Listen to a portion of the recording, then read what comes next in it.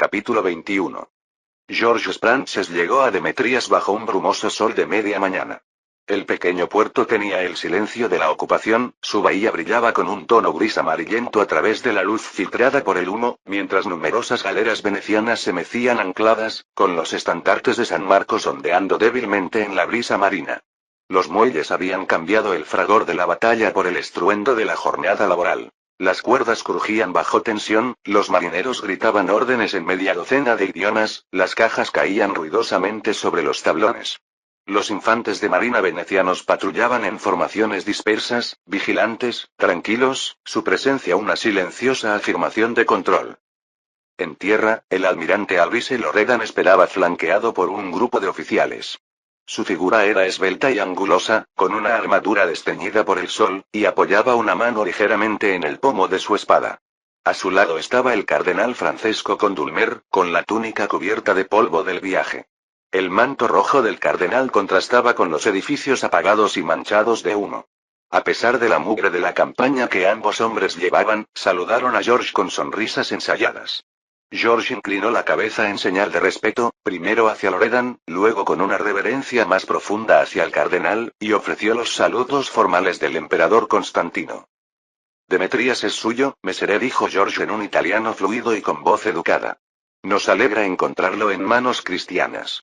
Dejó que su mirada vagara por los marineros, que estaban atareados descargando barriles de las galeras. La insinuación era evidente. Los suministros prometidos habían llegado. La sonrisa de Loredan se ensanchó. De nada, signore Sprances. Venecia siempre se alegra de recibir a un amigo en armas. Sus ojos eran del color del acero, igual de firmes. No encontramos ninguna puerta que atacar, solo muelles vacíos y ausencias ordenadas, añadió con ligereza. Se escabulleron a las colinas hace días y se llevaron sus provisiones. También destrozaron los pozos. Cobardes, o precavidos. Se encogió de hombros. Así que la ciudad es nuestra. No nos costó nada y nos dio poco. George juntó las manos a la espalda para disimular un atisbo de satisfacción. Más vale una ruina que una trampa de fuego, dijo con serenidad. ¿Y las provisiones? Intacto, dijo Loredan. Su mirada se desvió hacia el muelle, donde los marineros subían barriles a las carretas que los esperaban bajo la mirada de oficiales uniformados. Traídos de Negroponte, Nautlion, e incluso de la propia Venecia. Suficiente para nuestros hombres y su parte, según lo acordado. El cardenal asintió. La caridad cristiana debe guiarnos. La voz de Condulmer era suave y apacible, pero con una inconfundible fuerza. Dio un paso al frente, extendiendo una mano en un gesto de bendición o advertencia, era difícil distinguirlo. Después de todo, no navegamos bajo banderas sagradas solo para acaparar el pan de los aliados. La mandíbula de Loredan se tensó un poco. Guardó silencio por un instante, pasando la mirada del cardenal a la sonrisa neutra de George. Luego, soltó una breve carcajada, rompiendo la tensión. Por supuesto. Compartimos una causa común contra el infiel. Señaló con un gesto amplio el bullicioso puerto. Sus carros estarán llenos. Grano, pescado salado, aceite, lancia. Mi intendente tiene su lista. Venecia es fiel a sus promesas, respondió George. Percibió la cautela tras la cortesía de Loredan. Cada saco de grano era una entrada en el libro mayor, cada favor debía ser contabilizado y cobrado. Aún así, George sintió un alivio. Cada barril, cada saco, era un eslabón de la cadena que mantenía a un ejército en movimiento y con vida. Empezaron a caminar por el muelle. George seguía el paso del almirante mientras el cardenal se mantenía un paso atrás, escuchando. Las tablas crujían bajo sus botas. Las gaviotas volaban en círculos y graznaban en lo alto. ¿Así que encontraron Demetrias completamente vacío? Preguntó George, reanudando la conversación. ¿No hay avistamientos de fuerzas otomanas? Ninguno, confirmó Loredan. Ni siquiera queda un sombrero de Genízaro. Parece que se han retirado por completo. Entrecerró la mirada hacia el horizonte norte, donde la neblina difuminaba las colinas lejanas. Apuesto a que se están reagrupando en algún lugar más al norte, quizá en Larisa o más allá. El sultán Murad juega con las sombras, evitando una pelea en campo abierto. Había un deje de desprecio en sus palabras, pero también frustración. El almirante de Venecia esperaba encontrar la gloria allí, comprendió George, y en cambio solo encontró un puerto vacío. El cardenal Condulmer intervino suavemente. Su santidad se alegrará de que Demetrías cayera sin derramamiento de sangre. Mejor una ocupación rápida que un asedio costoso, ¿no? Ofreció una leve sonrisa conciliadora entre los dos laicos. El almirante inclinó la cabeza con un cortés murmullo de asentimiento, aunque algo en su postura permaneció tenso, cauteloso. George decidió investigar el asunto que le rondaba la cabeza desde su llegada. Aminoró el paso y se giró para contemplar el paseo marítimo. Dos banderas venecianas ondeaban con fuerza sobre la pequeña fortaleza de piedra que dominaba el puerto. George habló como si reflexionara sobre la vista. Han pasado muchos años desde que estas murallas ondearon otra bandera que no fuera la del sultán. Hizo una pausa y añadió en tono más ligero. Muchos en Clarenza se alegrarán de verlas bajo control bizantino una vez más. Loredan se detuvo.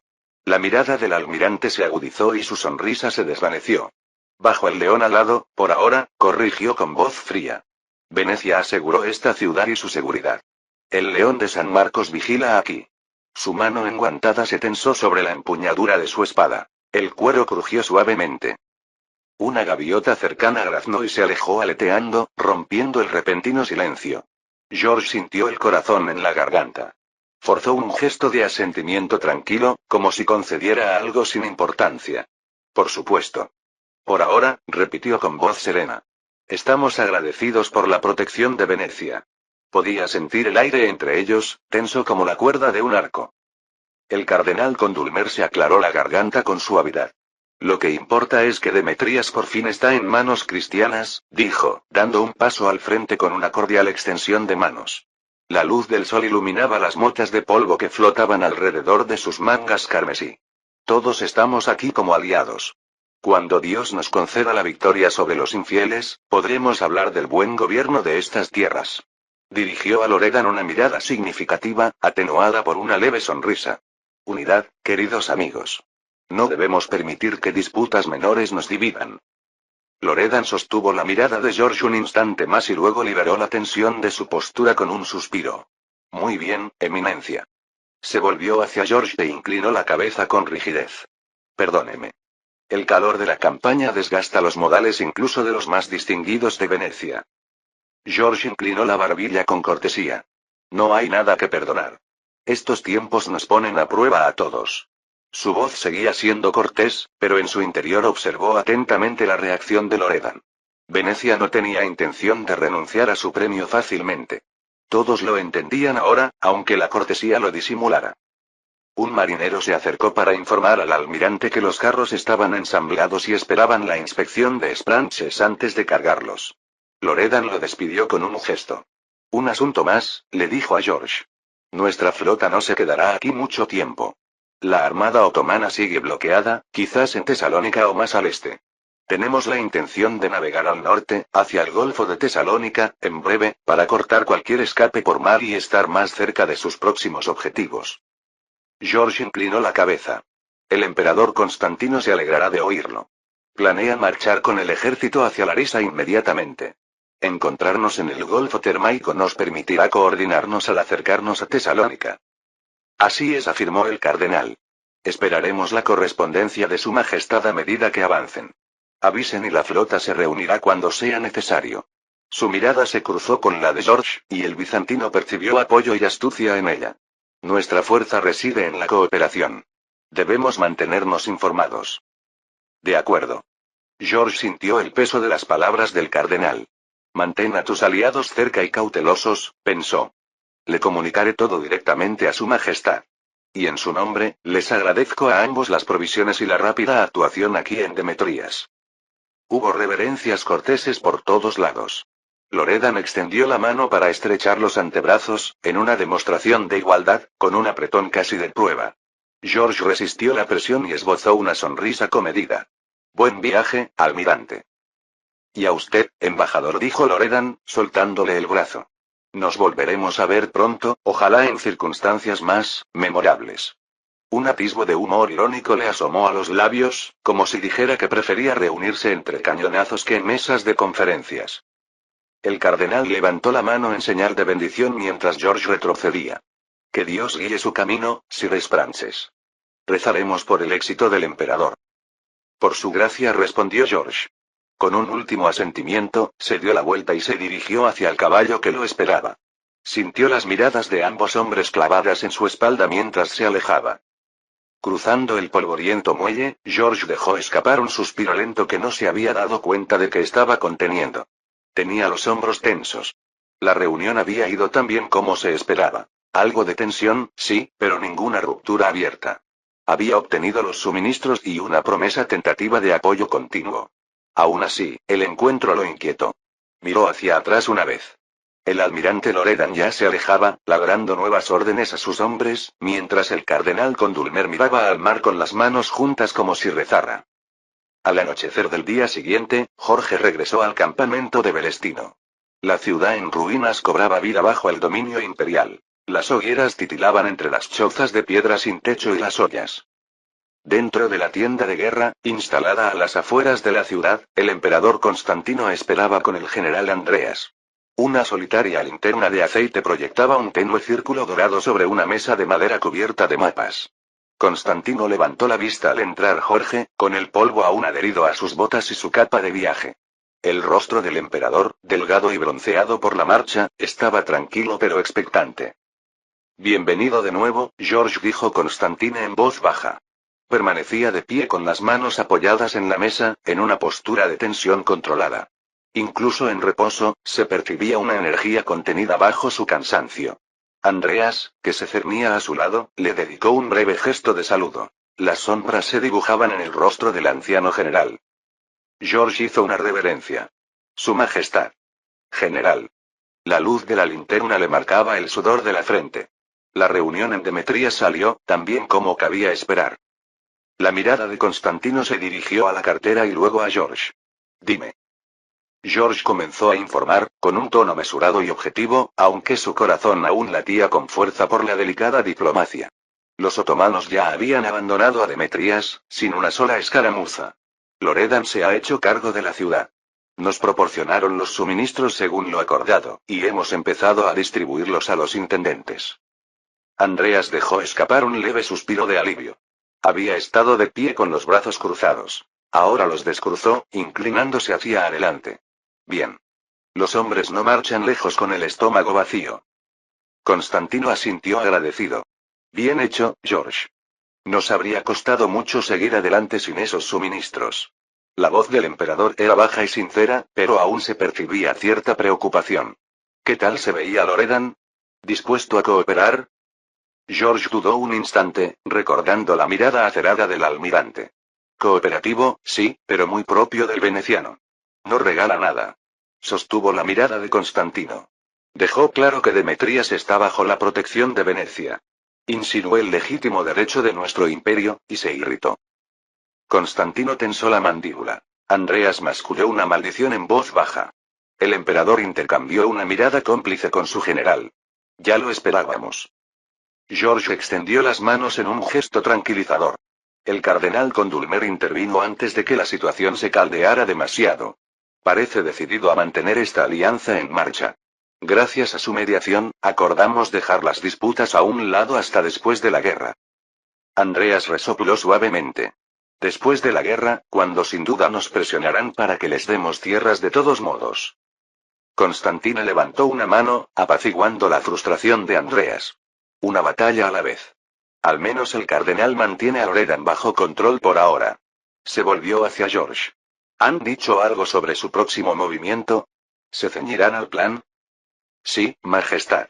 George se secó una gota de sudor y polvo de la frente con la manga. Solo entonces se dio cuenta de lo exhausto que estaba, pero siguió adelante. Loredan planea navegar con la flota hacia el norte, al Golfo de Tesalónica. Se posicionarán cerca de Tesalónica. El almirante espera que nos mantengamos en contacto a medida que avanzamos. Sin duda, pretenden participar en la recuperación de Tesalónica, dijo Andreas. Venecia también querrá reclamar ese premio, si llega el caso. La boca de Constantino se curvó en una leve sonrisa sin humor. Que quieran lo que quieran. Nos encargaremos de ese puente cuando lo crucemos. Por ahora, sus barcos al menos pueden cortar cualquier refuerzo otomano por mar. Eso nos beneficia. George se permitió respirar profundamente y apoyó ambas manos en el respaldo de una silla, tranquilizándose. Tanto el almirante como el cardenal insistieron en la unidad. Esperarán nuestra palabra, pero esperan resultados. Percibí impaciencia, majestad, el deseo de un golpe decisivo. Bajó la mirada y bajó la voz. Si flaqueamos o nos demoramos demasiado, me preocupa que el entusiasmo de Venecia decaiga. Constantino rodeó la mesa. A la luz de la linterna, sus ojos oscuros brillaban con una determinación que rozaba la severidad. Extendió la mano y apretó brevemente el hombro de George, un gesto inusual de gratitud. No flaquearemos. Nos has dado tiempo y pan, George. Eso es más de la mitad de la batalla. George sintió que la tensión en su columna se aliviaba ligeramente ante la confianza del emperador. Constantino continuó, dirigiendo la mirada a Andreas. El camino está despejado. Nos dirigiremos al norte al amanecer. Cada palabra sonaba firme, sin dejar lugar a dudas. Debemos tomar Larisa rápidamente, antes de que Murat se dé cuenta de lo que esté planeando en el norte y decida regresar. Si dudamos, todo esto señala la ciudad en ruinas y, por extensión, la tierra recuperada tras ellos no servirá de nada. Andreas golpeó su pecho con el puño a modo de saludo. Los hombres están listos, majestad. Les hierve la sangre después de haber marchado hasta aquí. Ya no darán marcha atrás. A pesar de sus palabras seguras, George no pasó por alto el destello de cansancio en los ojos de Andreas. 15.000 vidas dependían de las órdenes de un solo hombre. El peso también lo agobiaba. Constantino inclinó la cabeza, reconociendo tanto el voto como el peso tácito que lo sostenía. Volvió a mirar a George. Ya has hecho suficiente por hoy. Descansa un poco. Mañana marcharás con mi equipo. Un toque de calidez le inundó la voz. Ahora necesito que estés alerta para lo que viene. George esbozó una sonrisa cansada. Como ordene, Su Majestad. Se dispuso a marcharse, pero se detuvo en el umbral. Una cosa más, señor. Metiendo la mano en su cartera, George sacó un pergamino sellado. El lacre rojo llevaba impresa la insignia papal. Una carta del cardenal Condulmer, sus bendiciones formales y una oración por nuestros esfuerzos. Probablemente para levantar la moral. Se la entregó a Constantino, quien la revolvió pensativo entre los dedos. Una muestra de buena voluntad, murmuró Constantino. O un recordatorio de que Roma nos observa. Quizás ambas cosas, dijo George en voz baja. Hizo una nueva reverencia y se despidió. El eco de sus pasos se desvaneció en la noche.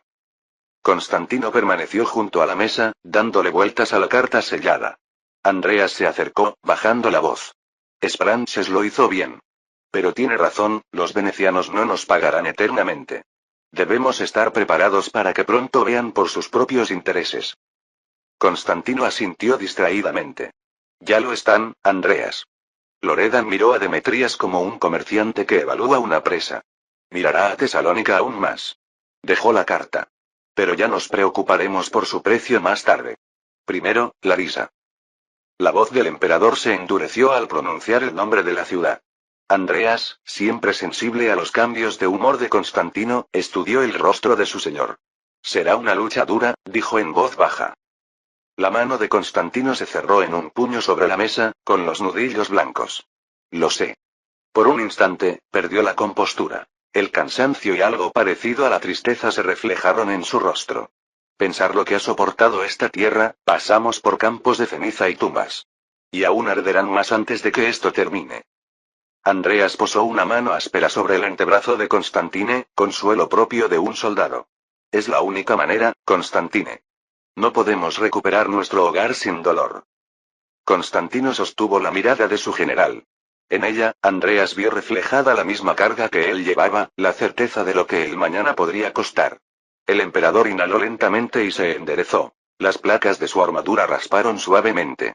Al amanecer, entonces. Andreas inclinó la cabeza. Al amanecer. Marcha a Larisa. El amanecer amaneció como una delgada y pálida línea sobre las colinas occidentales. El ejército dejó atrás Velestino en un silencio disciplinado, marchando hacia el norte por un camino de tierra lleno de baches que serpenteaba por la llanura de Tesalia. El sol naciente reveló un paisaje fantasmal. Campos ennegrecidos que se extendían a ambos lados, los restos de huertos y cabañas aún humeando por las antorchas otomanas. Un olor acre flotaba en el aire fresco de la mañana, a ceniza y grano quemado, mezclado con el penetrante aroma de la brisa marina lejana. Constantino cabalgaba al frente de la columna. El general Andreas estaba a su derecha, con el yelmo puesto, y la mirada escrutando el horizonte bajo el ceño fruncido. Los hombres marchaban detrás, concentrados, con el crujido de sus botas y cascos como único sonido constante. La conversación era escasa. Cada hombre estaba solo, pensando en lo que les aguardaba. Al mediodía, el sol caía con fuerza y brillante. El calor se cernía sobre la llanura carbonizada. Constantino levantó un brazo para detener la columna mientras una nube de polvo se alzaba del horizonte. Los jinetes regresaban a toda velocidad. A la cabeza de la fuerza de exploración cabalgaba el príncipe Thomas, con la cabeza descubierta y el cabello oscuro por el sudor pegado a las sienes. Cabalgaba con el cuello bajo, con la apremiante postura de sus hombros. Tras él, los hombres se desplegaban en una línea de cascos galopantes y acero destellante por el sol. Constantino espoleó a su caballo al trote para encontrarse con él, seguido de cerca por Andreas. Tomás frenó bruscamente, con los flancos de su montura echando espuma. El polvo le manchaba el rostro. Sus ojos aún conservaban la chispa de la carga. Informe, hermano. Gritó Constantino, y la formalidad dio paso a la preocupación familiar por un instante. Observó a Tomás rápidamente en busca de alguna señal de lesión. El pecho de Tomás subía y bajaba mientras recuperaba el aliento. El polvo cubría sus botas y el dobladillo de su capa. Majestad, hemos alcanzado a una patrulla otomana, gritó, y su voz llegó hasta las filas que se acercaban. Caballería, 5 kilómetros más adelante, escondida en un bosquecillo junto al lecho de un arroyo seco. Abrieron la carga al pasar. Andreas soltó una maldición, con la mano ya apoyada en la empuñadura de su espada. ¿Bajas? Preguntó secamente. Tomás negó con la cabeza, con una sonrisa feroz asomándose a su rostro. No esperaban exploradores tan adelante. Vimos la trampa a tiempo. Solo 6 de los nuestros cayeron, que Dios los bendiga, y algunos resultaron heridos. Aniquilamos al menos a una docena de los suyos. Su sonrisa se desvaneció tan rápido como apareció. El resto se dispersó y huyó al norte. Apuesto a que se dirigen a toda velocidad hacia Larisa. Constantino asimiló la noticia con un gesto firme y mesurado. Se había derramado la primera sangre de esta etapa de la campaña. Aunque fuera un pequeño enfrentamiento, significaba que los otomanos no habían desaparecido del todo. Estaban observando, pisándoles los talones. Entonces, saben que vamos. Tomás se limpió la mugre de la frente con el dorso del guante. Sí. Tocarán la trompeta en la guarnición. Echó un vistazo a la columna, a los hombres que ajustaban sus empuñaduras de lanzas y escudos, escuchando cada palabra. Deberíamos esperar más intentos como este, Su Majestad. El rostro de Constantino estaba serio, las líneas de fatiga reemplazadas por la determinación. Quieren retrasarnos. Que frenen nuestro avance, que nos desangren si pueden. Alzó la voz para asegurarse de que quienes estaban cerca lo oyeran con claridad. No nos detendremos con trucos. General, se volvió hacia Andreas, redoble los exploradores en nuestros flancos y vanguardia. Andreas se dio un puñetazo en el pecho en señal de reconocimiento e inmediatamente empezó a dar órdenes a sus capitanes. Los jinetes se separaron para extender su pantalla a ambos lados de la columna en marcha, desapareciendo de 2 en 2 entre la neblina humeante. Constantino volvió a centrar su atención en Tomás. Por un instante, se permitió sentir un orgullo fraternal por el joven príncipe, eufórico por la victoria, temerario y valiente. Lo moderó con una breve palmadita en la rodilla acorazada de Tomás. Bien hecho. Pero ahora cabalga con más cuidado. Te necesito de una pieza para el evento principal. Tomás asintió, con el rostro sonrojado por el esfuerzo y la emoción contenida.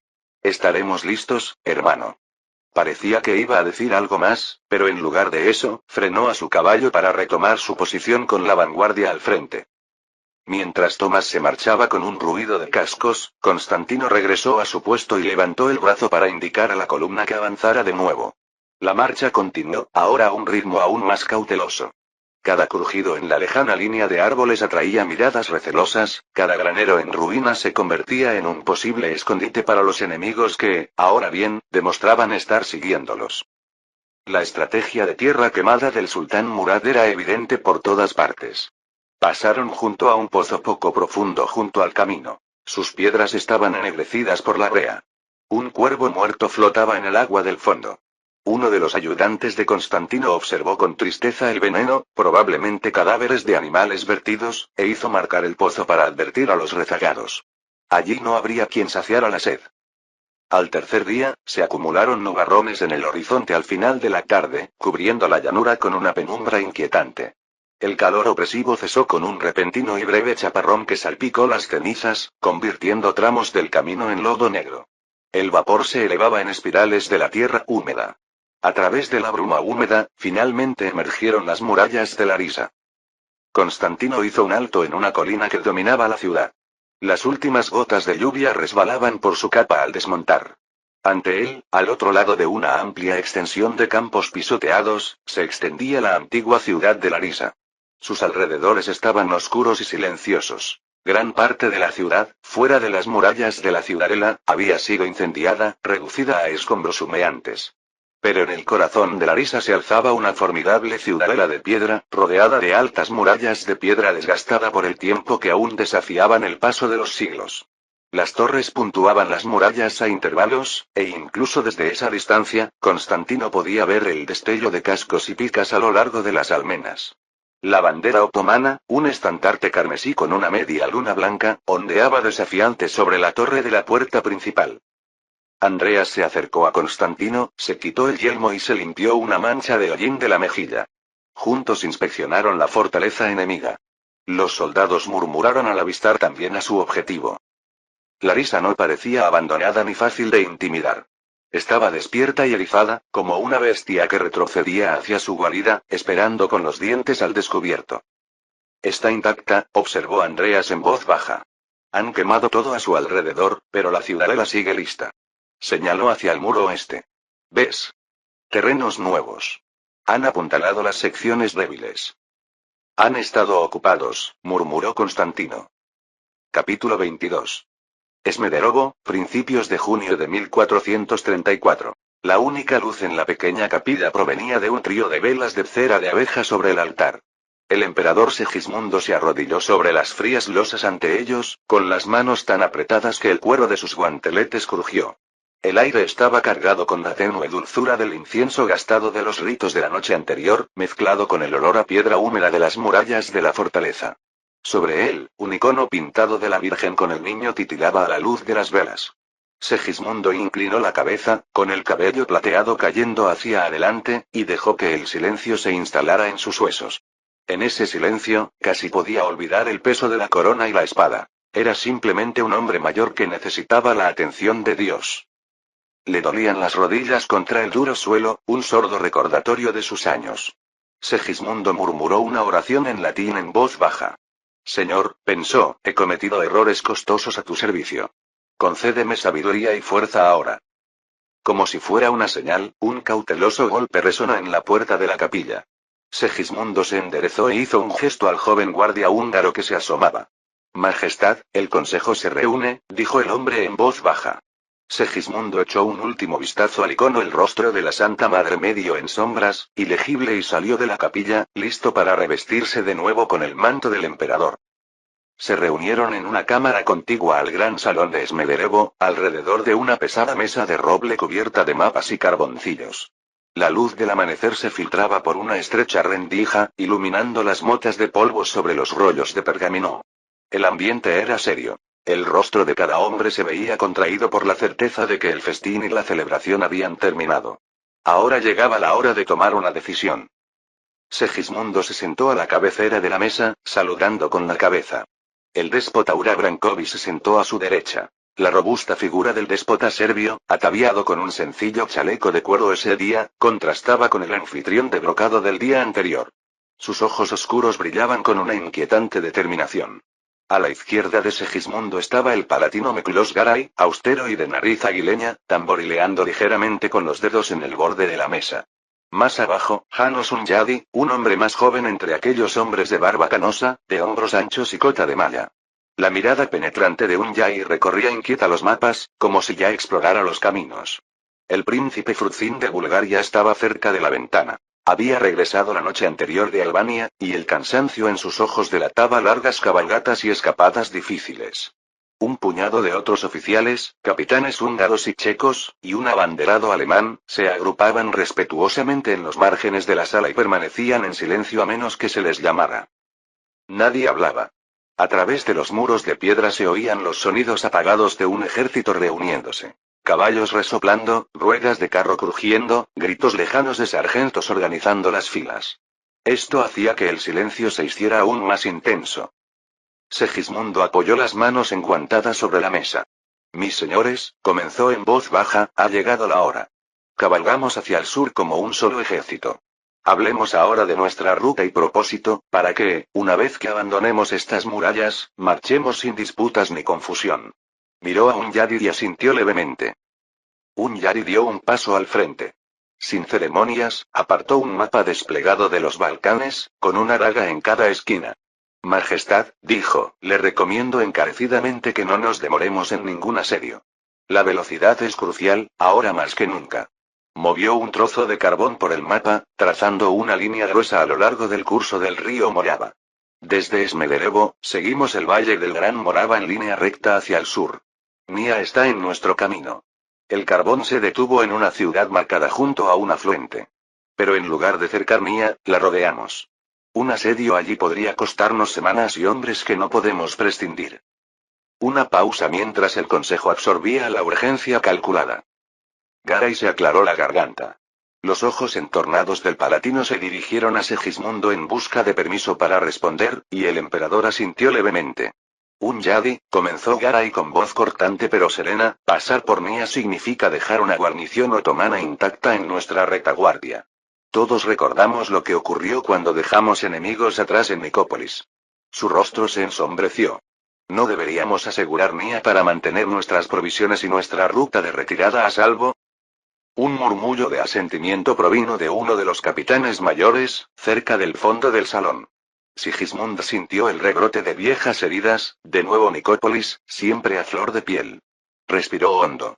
Que termine, dijo en voz baja, y Garay inclinó la cabeza, continuando. Si mantenemos Nia, tendremos una fortaleza a la que replegarnos si es necesario. Y animaría al Papa y a nuestros aliados saber que liberamos una ciudad importante tan pronto. Eso refuerza nuestra causa. Los labios de Hunyadi se curvaron en una mueca tensa e impaciente. Se inclinó hacia adelante, con un brazo apoyado en la mesa. Y mientras nos desangramos a las puertas de Nia, dijo, Constantino ya estará cruzando las llanuras de Tesalía. El acuerdo era unir nuestras fuerzas cerca de Tesalónica. Si nos demoramos aquí, llegaremos demasiado tarde, o no llegaremos. Ese nombre, Tesalónica, inundó la cámara con una silenciosa carga. Murmullos invadieron la sala. Segismundo lo presentía. La posibilidad de recuperar la ciudad de los turcos y unir fuerzas con Constantino de un solo golpe, tenía sabor a redención. Brankovi habló entonces, con voz mesurada y suave. Mis espías informan que la guarnición de Nia cuenta con cerca de 1000 hombres, dijo. Podrían hostigarnos por la retaguardia, sí, pero puedo enviar jinetes serbios para camuflar la fortaleza, simulando un asedio, mientras el ejército se escabulle hacia el este. Con un dedo largo, el déspota trazó una línea que rodeaba Nia. Hay viejos caminos forestales por aquí. Mis hombres los conocen. Sigismund observó cómo la punta de carbón se arqueaba más allá del círculo de Nia. Ya percibía la gravedad en el silencio de Garay. Era un riesgo, sin duda. Pero también velocidad. La mirada del emperador se posó en Brankovi.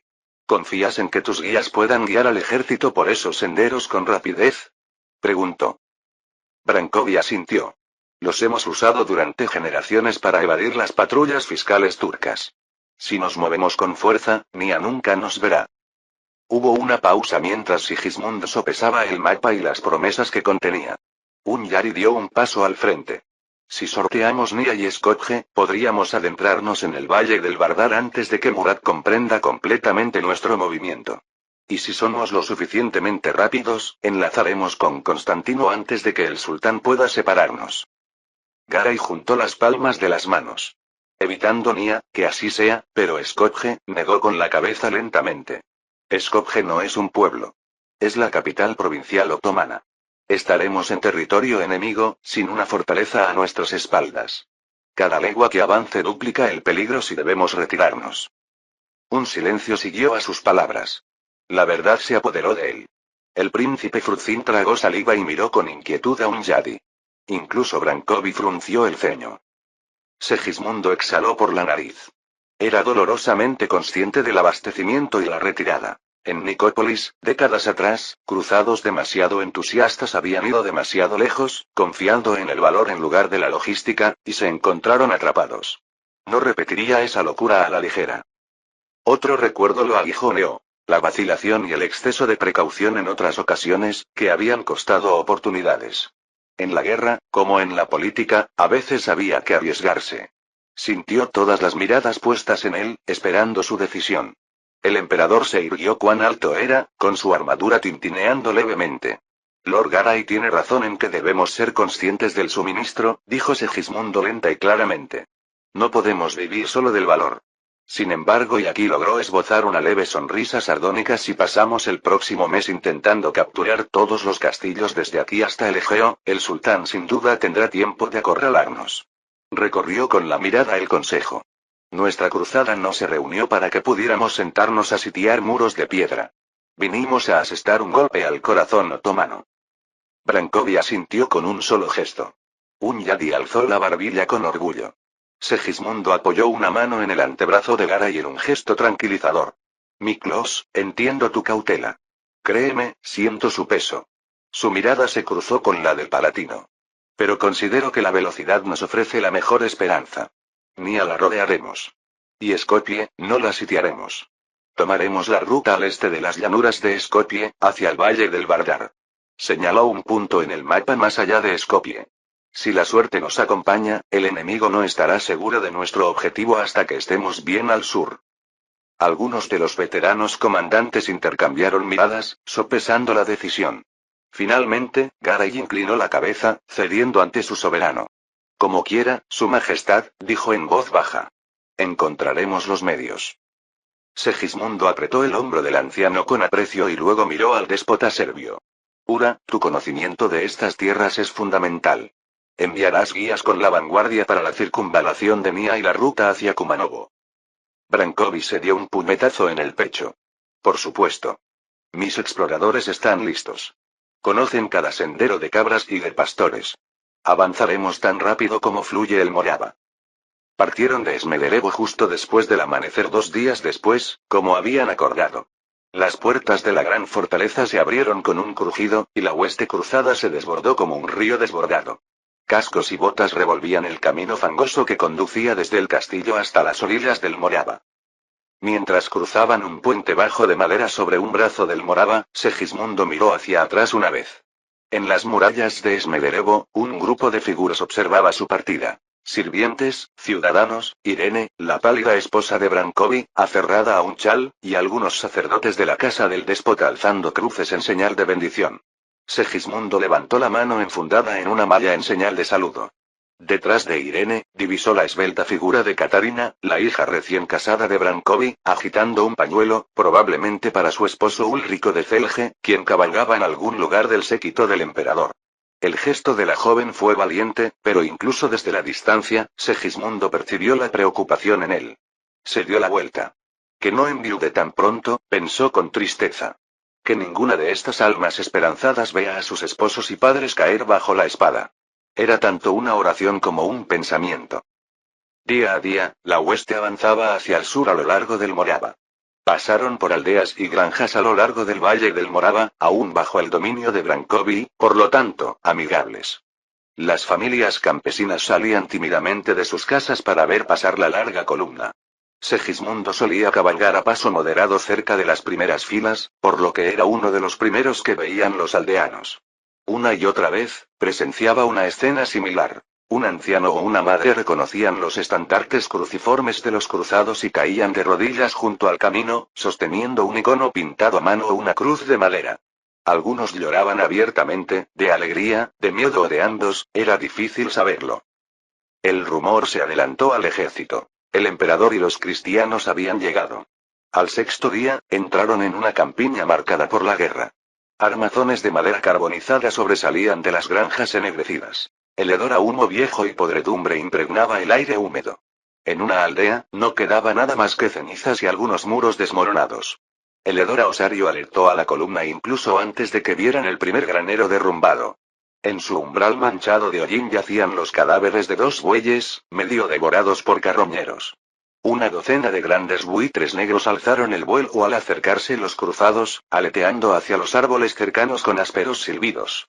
El semental de Segismundo se sobresaltó ante el repentino movimiento. Estabilizó a la bestia con mano firme y se obligó a mirar. Entre los escombros, unas formas pálidas indicaban lo que podrían haber sido restos humanos.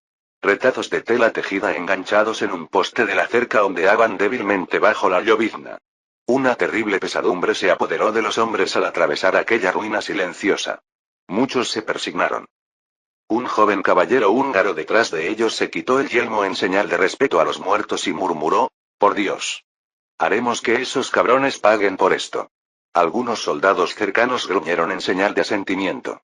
Segismundo no dijo nada, pero dejó que ese sombrío juramento resonara en su mente. Sí. Pagarán. Al 10º día, se acercaron a Nia. El ejército acampó en una amplia pradera junto al río Morava del Sur, a pocas leguas al norte de la ciudad. Mientras se armaban las tiendas, Segismundo ascendió una pequeña colina al borde de la pradera. Desde su cima, apenas pudo distinguir, en el horizonte meridional, una oscura mancha que representaba la ciudadela y la ciudad de Nia. «Seguro que saben que estamos aquí», dijo una voz tras el hombro de Sigismund. Era un yadi, que también había subido la cuesta. El joven tenía la mirada fija en Nia. «Sin duda, nos estarán vigilando esta noche. Quizás esperen que marchemos hacia ellos mañana». Segismundo lo miró. «En cambio, nos iremos al amanecer y los dejaremos con la mirada perdida en un campo vacío», dijo el emperador. Un toque de humor seco tiñó su tono. Un yadi sonrió con aire lobuno. «Exactamente, majestad». Señaló hacia el este. «Los guías de Brankovi dicen que un camino de ganado serpentea por esos bosques y regresa al río más allá de Nia. Podemos partir antes del amanecer y rodear la ciudad». El húngaro golpeó la empuñadura de su espada con la palma enguantada. «Para cuando los turcos se den cuenta de que les hemos dado esquinazo, ya estaremos días más adelante». Sigismund observó la tenue silueta de las torres de Nia por última vez y luego se dio la vuelta. «Encárgate de que todos los hombres de las filas lo sepan. No hay fogatas esta noche y silencio absoluto antes del amanecer. No queremos señales de nuestro movimiento». Un yadi asintió y salió al trote para dar la orden. El emperador permaneció un momento, escuchando el tenue susurro del río y el crujido de la hierba húmeda. Hasta ahora, todo bien, pensó. Habían llegado a Nia sin incidentes, y pronto la superarían por completo. Aún así, no podía quitarse una punzada de inquietud entre los omóplatos, como si ojos invisibles lo estuvieran siguiendo desde aquellas almenas lejanas. Antes del amanecer, las huestes cruzadas levantaron el campamento en silencio. Dejaron fogatas humeantes y paja a medio empacar para hacer creer al enemigo que aún estaban en la cama. Bajo un cielo nublado y sin luna, los exploradores serbios de Brankovi lideraron el camino hacia el oeste, alejándose del camino principal. Mantenían las antorchas a cubierto. Los hombres se arrastraban en la oscuridad, reprimiendo maldiciones al tropezar con raíces y surcos. Una fina niebla se aferraba a los campos, amortiguando el sonido. Para cuando una tenue luz gris se filtró entre las nubes, la larga columna de cruzados ya se abría paso entre las colinas boscosas al oeste de Nia. Si los turcos que custodiaban esas murallas distantes se asomaban, no veían más que la bruma matutina y el camino vacío. La ruta de circunvalación resultó ser ciertamente accidentada, como había advertido Brankovi, pero transitable. Los caminos serpenteaban entre crestas boscosas. Los robles centenarios goteaban humedad sobre los cascos que pasaban. La rueda de más de un carro de suministros crujió al chocar con piedras ocultas por la maleza, obligando a reparaciones frenéticas. Pero el ejército continuó avanzando sin descanso. Segismundo cabalgaba cerca de la vanguardia, alentado por el vigor que vio en sus hombres a pesar de la dura marcha. La necesidad de apresurarse se había impuesto. Cuando un explorador de retaguardia llegó al galope alrededor del mediodía para informar que Nia no actuaba, un suspiro colectivo de alivio recorrió las filas. «Parece que los turcos no se atrevieron a salir», comentó Miklos Garay, acercándose a su caballo. Su tono mezclaba alivio con un toque de disgusto. El veterano palatino casi esperaba una emboscada. Segismundo le dedicó una leve sonrisa. «Mejor. Guardaremos nuestras espadas para el ejército principal de Murad». Para sus adentros, se permitió una pequeña satisfacción. El plan había funcionado. Una apuesta arriesgada, pero había funcionado. Ojalá todas sus apuestas salieran tan bien.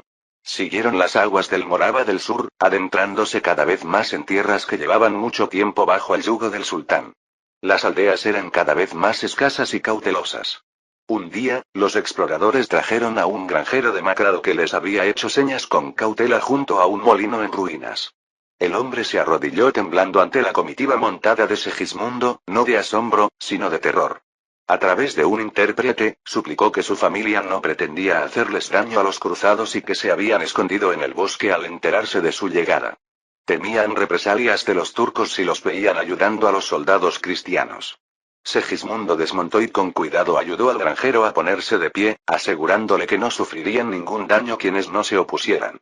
Ante eso, el hombre asustado soltó lo que había visto en los últimos días. Jinetes turcos habían pasado por sus tierras 2 días antes, conduciendo un rebaño de ovejas hacia el sur. Quemaban cosechas y provisiones a su paso, una medida de tierra arrasada para matar de hambre a sus perseguidores. El granero del hombre había sido incendiado. Lanzó una mirada desesperada al montón de leña humeante junto al estanque del molino. Segismundo apretó los labios mientras escuchaba. Los otomanos ya conocían su avance y estaban devastando la tierra que se les presentaba. Mientras cabalgaban, un yadi trotó junto al emperador, meneando la cabeza. «Pretenden frenarnos con el hambre, señor». Segismundo escupió agua de lluvia de su bigote. «Hará que los hombres los odien aún más». Pero en su interior compartía la preocupación de un yadi. Cada granja que los turcos quemaban era una fuente menos de grano o carne para sus grupos de forrajeo. Sus carros solo transportaban una cantidad limitada de galletas duras y carne salada. Si el enemigo se mantenía fuera de su alcance mientras los cruzados morían de hambre, era un pensamiento sombrío, y uno que desterró por ahora. Encontrarían la manera. Al caer la tarde, la columna llegó a un amplio recodo del río que, según los guías de Brankovi, marcaba el acceso a Macedonia. Kumanovo se encontraba justo delante, tras unas colinas bajas y onduladas. La expectación se mezclaba con la tensión a medida que los cruzados cerraban filas. Si el enemigo les impedía avanzar, Kumanovo sería un lugar ideal para intentar una emboscada o una defensa. La entrada a Kumanovo se produjo con cautela. Los exploradores serbios entraron primero bajo una bandera de tregua. Regresaron con noticias desconcertantes. Las puertas de la ciudad estaban abiertas y no había señales de soldados otomanos en las murallas. Un silencio inquietante se cernía sobre el lugar. Sospechando una trampa, Segismundo ordenó a un yadi y a una tropa de jinetes que rodearan la ciudad mientras la infantería se acercaba por el frente. Los cruzados avanzaron por campos exteriores abandonados donde las cosechas de primavera a medio crecer habían sido pisoteadas por botas y cascos. Algunos perros callejeros se escabulleron al acercarse, pero por lo demás, nadie se movió. Finalmente, el propio Segismundo entró en Kumanovo al frente de una vanguardia de caballeros e infantería serbia. Las puertas de roble, con cercos de hierro, estaban sin trancas y ligeramente entreabiertas. Una colgaba torcida de una bisagra rota. Más allá se extendía una amplia plaza de mercado sin pavimentar, rodeada de modestos edificios de madera. El lugar estaba casi en silencio, salvo por el trote de sus caballos y el tintineo de las cotas de malla. Se había levantado un viento que arrastraba jirones de viejos banderines sobre la portería. Traía un ligero olor a humo y algo más fétido, el delator a descomposición. La causa se hizo evidente a medida que avanzaban hacia el interior. La ciudad había sido evacuada apresurada y violentamente. Varias casas fueron incendiadas, con sus techos de paja ennegrecidos y derrumbados. El puesto de un comerciante yacía volcado en la plaza, con sus mercancías, jarras de cerámica y rollos de tela teñida esparcidas y aplastadas. Se oyó un grito desde adelante. Está vacío, completamente vacío. Era la voz de Fruzin, resonando en las tiendas cerradas. El príncipe búlgaro emergió de un callejón lateral, meneando la cabeza con incredulidad. La guarnición se ha ido. La gente del pueblo se ha ido.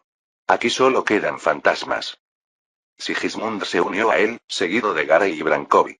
Evacuaron a toda prisa, murmuró Garay, señalando un montón de pertenencias abandonadas en el barro. Un bulto de ropa y una olla, tiradas donde había caído.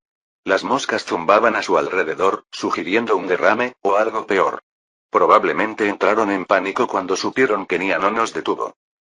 O les ordenaron retirarse, dijo Brankovi. Caminaba despacio, con la mirada fija en las ventanas vacías. Puede que los generales de Murat hayan obligado a los soldados a retroceder hasta una fuerza mayor al sur. Puede que los habitantes se hayan visto obligados a seguir adelante, o que hayan huido esperando la batalla aquí. Capítulo 23. Los cruzados recorrieron Kumanovo en busca de algo útil. Encontraron poco. Lo que los otomanos no se habían llevado, lo habían destruido. Los graneros fueron vaciados e incendiados. El armazón carbonizado del granero de la ciudad aún ardía, expulsando una columna de humo. Todas las despensas y almacenes habían quedado vacíos. El grano, la carne salada e incluso los tubérculos habían desaparecido. Solo quedaban un par de ancianos enfermos, sacados de sus sótanos por soldados serbios. Al principio, estaban demasiado asustados para hablar, y sus palabras se convertían en oraciones o silencio. Pero finalmente, la imagen quedó clara. La guarnición otomana se había retirado pocos días antes, obligando a los hombres y mujeres sanos de la ciudad a marchar con ellos como porteadores, probablemente con destino a algún lejano trabajo de tierra al sur. El resto había huido a las colinas o había sido expulsado. Esa noche, los líderes cruzados se reunieron en lo que había sido el ayuntamiento, un robusto edificio de piedra con el techo milagrosamente intacto. Se sentaron en bancos traídos de la taberna, alrededor de una mesa iluminada por una docena de velas de sebo, lo mejor que pudieron encontrar. El ambiente era sombrío. La lluvia golpeaba las ventanas tapiadas como si se uniera al consejo sin ser invitada. El palatino Garay permanecía de pie, con una mano apoyada en el pomo de su espada. La lluvia oscurecía el cuero de su capa. Majestad, dijo en voz baja pero firme, Nia ha quedado atrás. Skopje estaba a nuestro flanco derecho. La rodeamos limpiamente, como estaba previsto.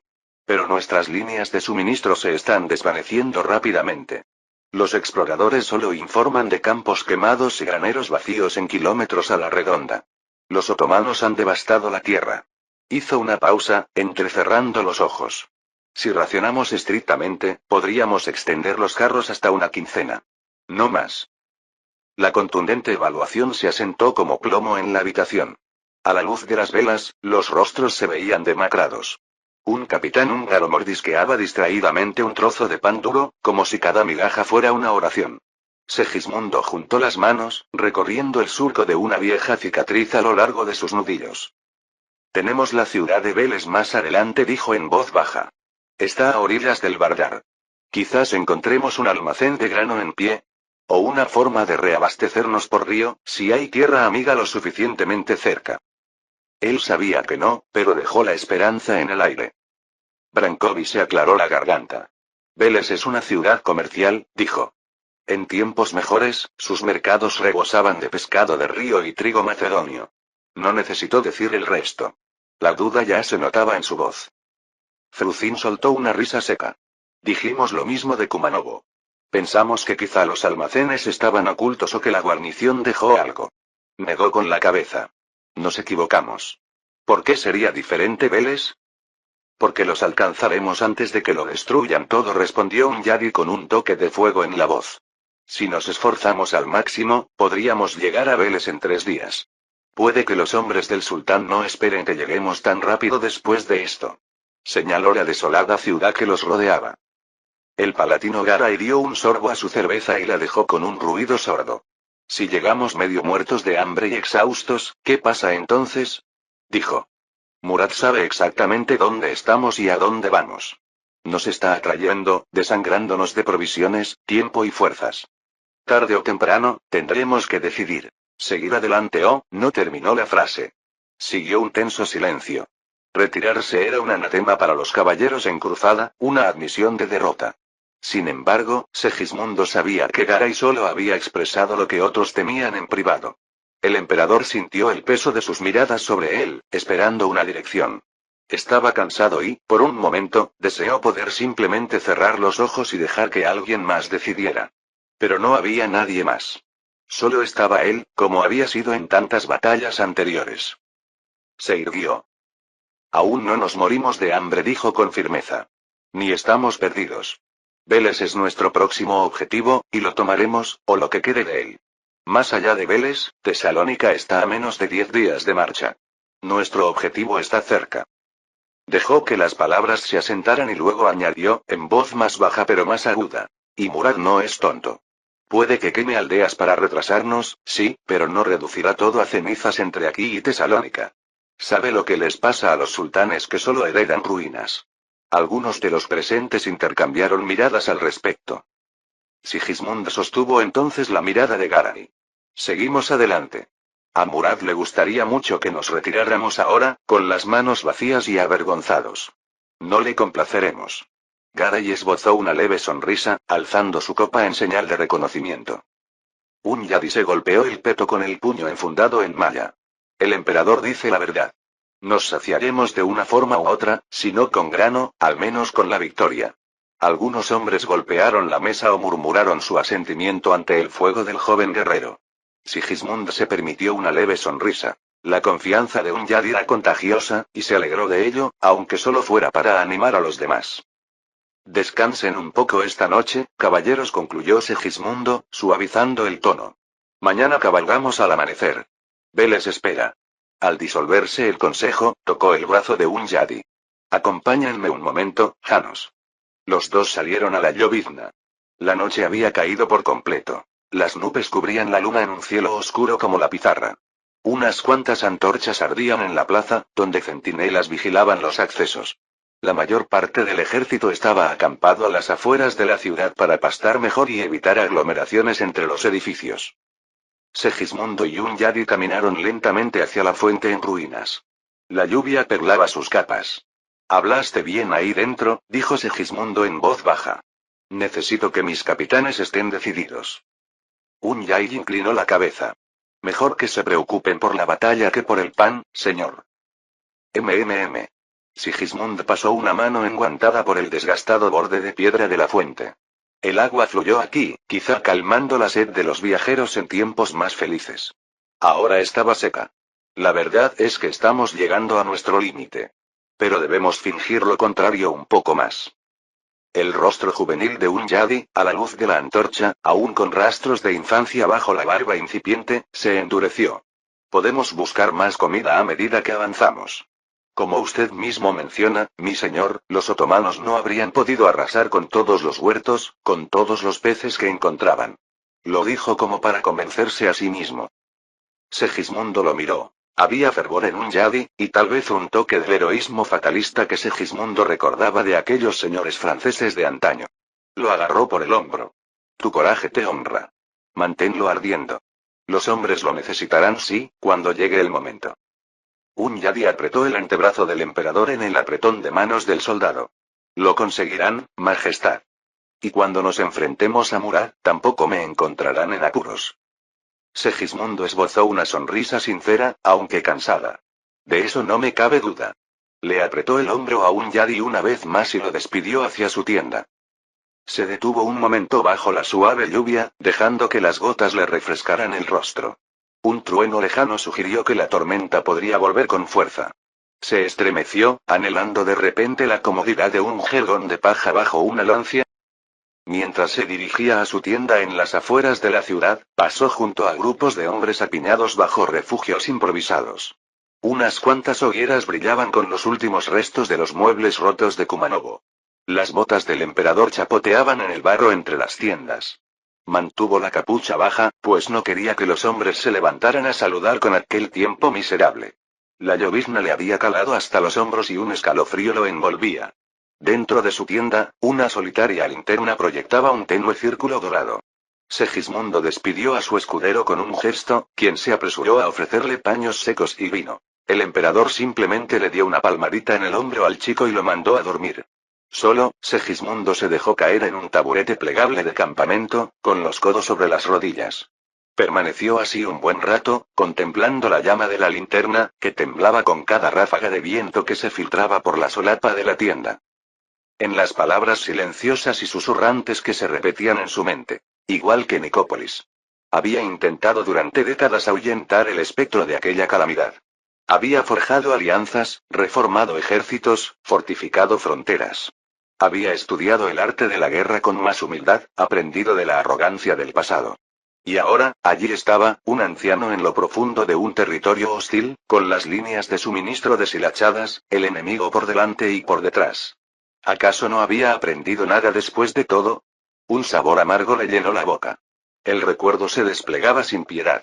Los estandartes de Francia y Borgoña brillando bajo el sol de 1396, los orgullosos caballeros cabalgando cantando que Dios los libraría. El calor y el polvo de la carga, la euforia momentánea al derrotar a las primeras líneas turcas, luego el horror cuando la reserva de Sipais de Bayaceto, fresca y disciplinada, se estrelló contra sus flancos. Recordó el relincho de los caballos, la presión de los cuerpos y el destello de una cimitarra que le había abierto un surco en el muslo antes incluso de ver al atacante. Nicópolis. La palabra misma se convirtió en un tamborileo de terror en su pecho. Días después, mientras escapaba río abajo en un barco pesquero, aún podía ver los cadáveres hinchados flotando en el Danubio, con la vergüenza de haber sobrevivido aferrándose a él como algas. En esas noches, los sueños de aquella época aún lo despertaban sobresaltados. Caballeros empalados en estacas a lo largo del camino, soldados turcos riendo mientras las cabezas se amontonaban en alto. Había escapado con vida y un puñado de hombres leales, pero la flor innata de la caballería occidental había sido abatida y pudrida bajo el cielo búlgaro. Todo por orgullo e insensatez, pensó, orgullo francés y su propia insensatez al no controlarlo. Segismundo notó que le temblaban ligeramente las manos. Las aflojó y se obligó a beber un poco de vino aguado de un odre. El líquido agrio lo tranquilizó. No permitiría que Nicópolis repitiera. Si acaso, quizás se había excedido, siendo cauteloso donde antes había sido imprudente. Sin embargo, allí estaban, lejos de casa, con el peligro en aumento.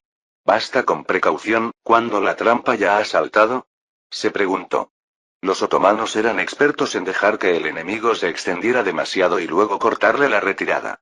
Lo había visto demasiadas veces. Cerró los ojos y comenzó una recitación lenta y silenciosa de un salmo, uno al que a menudo recurría cuando la desesperación se cernía. Quare times, anima mea, ¿por qué tienes miedo, oh alma mía? Primero en latín, luego en voz baja en alemán, recitó los versos sobre la confianza y la liberación. Las palabras familiares calmaron un poco su corazón acelerado.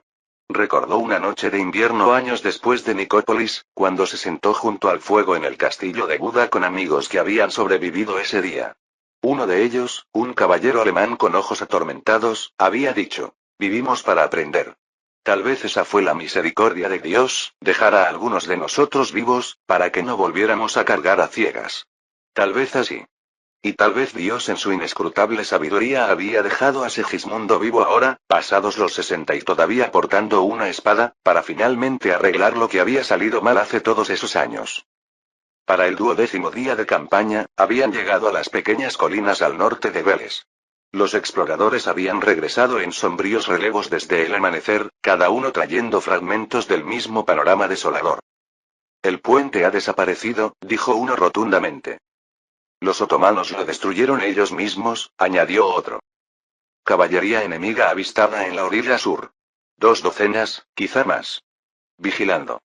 Sin combate. Ahora, desde la última cuesta antes del descenso al valle, Segismundo lo vio con sus propios ojos. El río Vardar brillaba abajo, una ancha cinta plateada que serpenteaba entre gargantas y riberas bordeadas de álamos. Pero el humo flotaba en columnas bajas sobre el agua. De cerca, el daño era evidente. El puente Veles estaba construido con gruesas vigas ancladas sobre pilotes de piedra. Los otomanos, en retirada, habían quemado o destrozado los tramos centrales, dejando un espacio de unos 5 pasos sobre el río, que se agitaba con fuerza. Trozos de madera carbonizada flotaban en la corriente. Segismundo se volvió hacia sus ingenieros y capitanes.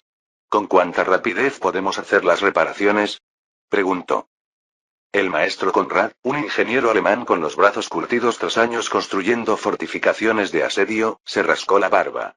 Tenemos herramientas, cuerdas y clavos, majestad. Diría que podemos instalar un puente temporal para la tarde si no nos molestan. El propio Segismundo supervisó gran parte del esfuerzo, cabalgando por la orilla para inspeccionar el progreso. El esfuerzo físico lo revitalizaba. Los gritos de avanzar juntos. Y el rítmico golpeteo de los mazos contra las picas le daban una sensación de impulso que había estado ausente en el desalentador vacío de Kumanovo. Aquí, al menos, había un desafío que podían ver y superar directamente. Al caer la tarde, una serie de pontones flotantes, en realidad grandes barriles vacíos atados bajo tablones, habían sido guiados hacia el hueco, formando una sección de puente rudimentaria pero útil.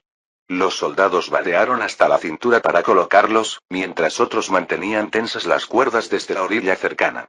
Cuando la última viga estuvo clavada en su lugar, los ingenieros prorrumpieron en vítores. El maestro Conrad se secó el sudor de la frente e informó a Segismundo que los hombres ya podían cruzar con cautela en fila india. Envía una vanguardia para asegurar la orilla opuesta, ordenó Segismundo de inmediato. Señor Hunyadi, lleva a tus jinetes en cuanto la plataforma admita caballos. Hunyadi ya estaba a horcajadas, con los ojos brillantes. Un placer, dijo con entusiasmo. Una compañía de soldados de infantería checos y húngaros cruzó primero, paso a paso, cautelosamente, comprobando el tramo reparado. El puente crujió, balanceándose bajo su peso, pero resistió. Se desplegaron rápidamente, formando un perímetro entre los altos juncos y las piedras de la ribera. Entonces llegó el turno de Hunyadi. Su caballería ligera desmontó, guiando a sus caballos en fila india por la sección flotante, un pasaje tenso, con cascos resonando sobre tablones resbaladizos que se hundían a cada paso. Pero pronto los superaron, docenas de jinetes volvieron a montar y se desplegaron para explorar la maleza y los senderos del río. Segismundo no cruzó esa noche. Era demasiado tarde para trasladar a todo el ejército antes del anochecer, y no dividiría el ejército en dos durante la noche. En cambio, dispuso el campamento a ambos lados del puente. El ánimo entre los hombres mejoró notablemente. Habían afrontado un obstáculo no con desesperación, sino con acción, y eso les animó. A la luz de numerosas antorchas, se añadieron soportes y barandillas adicionales al puente improvisado para reforzarlo y recibir el tren de bagajes por la mañana. Al amanecer del 13º día, el ejército cruzado cruzó el Vardar. El estrecho puente flotante crujió bajo los carros, pero resistió, y al mediodía toda la hueste se encontraba en la orilla sur, avanzando hacia las tierras lejanas. El camino, una franja de piedra antigua y desmoronada, los guió hacia las profundidades del valle. Este era ahora territorio otomano, que había estado bajo firme control durante décadas. No había campesinos que vitorearan, solo algunas cabañas cerradas y el silencio omnipresente de los campos abandonados. Mientras avanzaban, Brankovi se acercó a Segismundo. El déspota serbio parecía ansioso. Majestad, este terreno al sur de Veles, no me gusta. Es demasiado estrecho. Los turcos lo llaman Demir Kapija, la puerta de hierro. Hay un paso muy estrecho cerca. Sigismund recordaba el nombre de antiguos relatos. Un lugar donde el Vardar atravesaba acantilados tan estrechos que dos jinetes apenas podían cabalgar uno al lado del otro por la orilla. Un escalofrío lo recorrió. Debemos ser cautelosos, asintió. Las calles de Veles estaban desiertas cuando entró la vanguardia. Las puertas colgaban abiertas, balanceándose levemente con el viento. Las contraventanas golpeaban contra la piedra agrietada. Algunos perros merodeaban por los callejones, pero la gente hacía rato que se había ido. La plaza del mercado estaba ennegrecida y cubierta de ceniza, con una carreta volcada y medio quemada, un eco congelado de la huida. A lo largo de la ribera, los almacenes habían sido vaciados, su contenido robado o incendiado. Al caer la tarde, todo el ejército había atravesado el pueblo fantasma. Segismundo ordenó un alto justo al sur de Veles, donde el terreno se ensanchaba hasta convertirse en una llanura. Se encendieron fogatas, se asignaron turnos de guardia, y aún así, no hubo alegría entre los hombres. Justo antes del anochecer, los exploradores regresaron. Llegaron en pequeños grupos al principio, luego llegó un destacamento más numeroso al mando de Hunyadi, con los caballos empapados y los hombres cubiertos de polvo. Hunyadi se bajó de la silla ante el pabellón de Segismundo, con expresión tensa. Los encontramos, dijo de inmediato. ¿Dónde?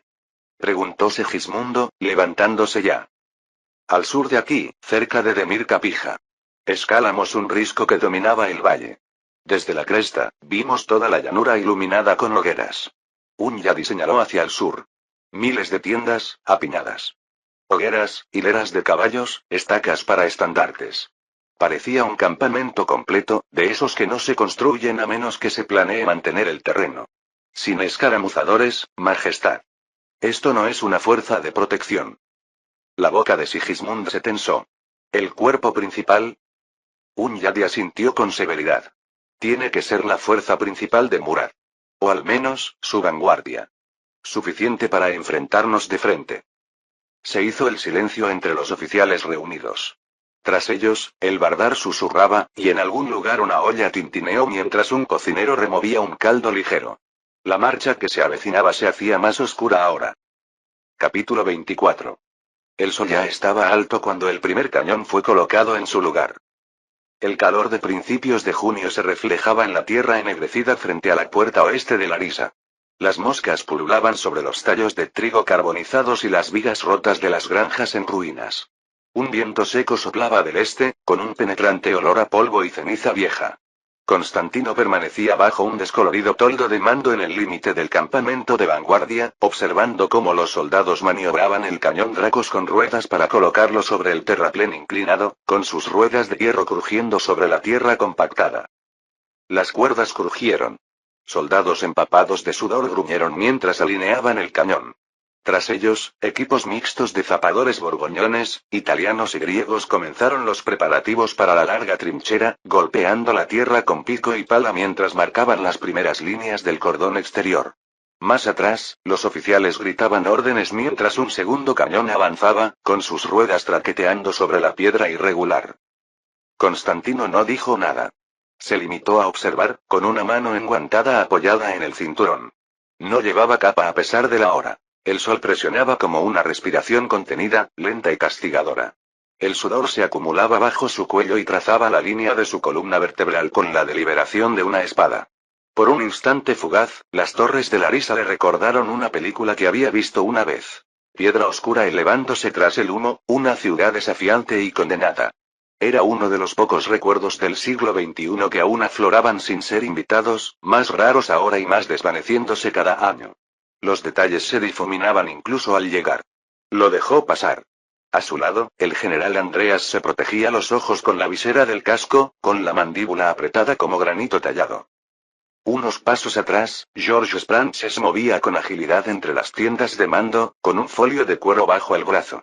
Había pasado la mañana en tranquilas consultas con Jean Decro, ajustando las necesidades y obligaciones del contingente borgoñón a la logística general del campamento. Comida, forraje, agua, disciplina. La maquinaria de un ejército demasiado grande para improvisar. Incluso ahora, sus ayudantes movían bajo sus órdenes, distribuyendo nuevas órdenes con la rapidez de la práctica. No había gritos, solo una urgencia afianzada por la costumbre. Al mediodía, la batería estaba lista. Un silencio se extendió por las líneas de vanguardia mientras los artilleros hacían los ajustes finales, cargando pólvora, perdigones y tacos. A lo lejos, la ciudadela de Larisa se alzaba tras sus barrios exteriores, calcinados. Los muros de piedra brillaban tenuemente bajo el sol, las torres vigilaban, esperando. Constantino dio la señal con un lento movimiento de su mano hacia abajo. El primer disparo resonó en la llanura como un trueno. Se alzaron columnas de humo. El cañón retrocedió con un chirrido y un crujido. Un instante después, la bala impactó. La piedra se desprendió del muro exterior de la torre de la puerta oeste, levantando una nube de polvo que se elevaba por los aires como ceniza pulverizada. Siguió un segundo disparo. Otra nube de humo de pólvora. Otro impacto lejano, esta vez más alto. El parapeto exterior de la misma torre perdió un diente de piedra. Entonces llegó la respuesta. Una ráfaga irregular de flechas que cayó muy corta, y una bombarda rudimentaria que cayó en un campo vacío. Una fina columna de humo se extendía sobre los tejados, la respuesta de un niño al golpe de un hombre. Andreas resopló. Saben que tenemos un alcance mayor que ellos. Constantino respiró hondo, casi con una sonrisa. Piedra por piedra, no pueden con nosotros. Su mano se tensó sobre el estuche de mapas que llevaba a un lado. Si yo diera la orden, Larisa caería. Las palabras quedaron allí colgadas, mitad verdad, mitad tentación. Tras los dos disparos de advertencia y la humareda que se extendía hacia la ciudad, se hizo una bandera de tregua. Un heraldo bizantino cabalgó bajo la bandera blanca de la tregua y una pequeña guardia, portando un pergamino. El pergamino estaba rígido, con sellos de lacre, y la escritura, nítida e inflexible. Una exigencia de rendición inmediata de Larisa, emitida en nombre del emperador Constantino XI Paleólogo, campeón de la cristiandad. Llegó a punto intermedio entre el campamento y la ciudad, con su caballo pateando nerviosamente por el camino reluciente por el calor. Durante un rato, nada se movió sobre las murallas. Entonces, lentamente, los defensores aparecieron en la puerta principal. Media docena de figuras emergieron, confusas tras la neblina, pero claramente armadas. Uno se adelantó para tomar el pergamino, sin ceremonias ni palabras. Las puertas se cerraron de nuevo tras ellos con un fuerte estruendo. El enviado permaneció allí bajo el sol durante casi una hora, a caballo e inmóvil, con la bandera de la tregua ondeando distraídamente a su lado. Una vez, una figura se movió por el camino de ronda, observándolo. Una segunda vez, alguien gritó algo en turco que no logró entender. Ni se inmutó. Finalmente, una figura salió de nuevo de la puerta, un oficial más joven esta vez, con el casco bajo el brazo y un pergamino sellado en la mano. No desmontó. Entregó la respuesta, dijo algo cortante y se dio la vuelta. Cuando el enviado regresó al campamento, su capa estaba manchada de polvo y sudor. Desmontó frente a la tienda de mando y le entregó el pergamino a Constantino con una reverencia. El emperador lo tomó, rompió el sello y leyó en silencio. Luego se lo pasó a Andreas. El ceño del general se ensombreció al leer. Nos llama panfletistas, murmuró. Panfletistas y actores. La ciudad ha resistido siglos y no caerá ante los hombres del papel y la prensa. La boca de Constantino se torció, no exactamente una sonrisa. George Sprances, de pie justo detrás de ellos, soltó una risita discreta. Bueno, al menos leen, dijo secamente. Aunque no estoy seguro de qué les asusta más, si nuestros sermones o nuestras obras de asedio. Pulsó el borde de su folio y añadió. Puede que se burlen de la prensa, pero les recuerdo que también somos famosos por nuestros cañones. Cerca de allí, alguien le preguntó al enviado en voz baja. ¿Notaste algo que valga la pena destacar? El hombre negó con la cabeza, frotándose la nuca. No mucho, dijo. Pero los que vi parecían, alertas.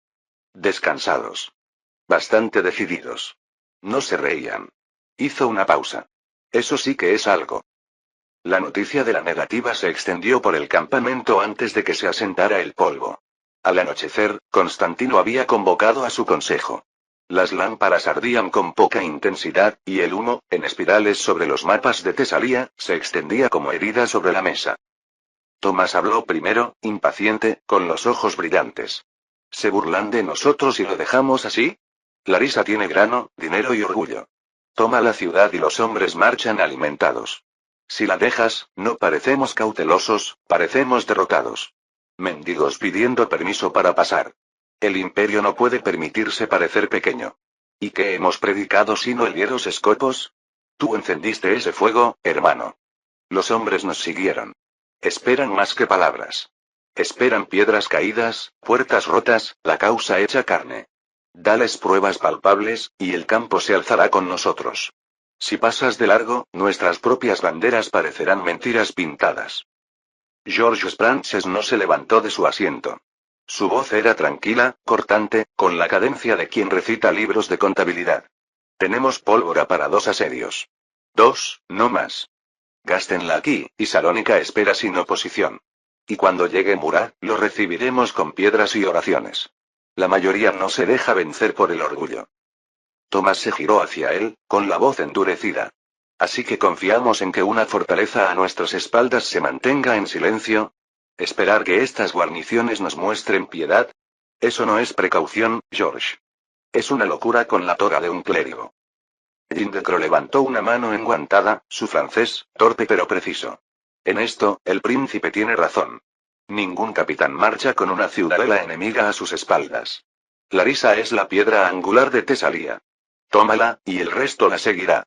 Si la dejas, todas las aldeas nos observan con recelo. Un general que no derriba una fortaleza no se gana el miedo ni el respeto. En Borgoña, una marcha así se consideraría una desgracia.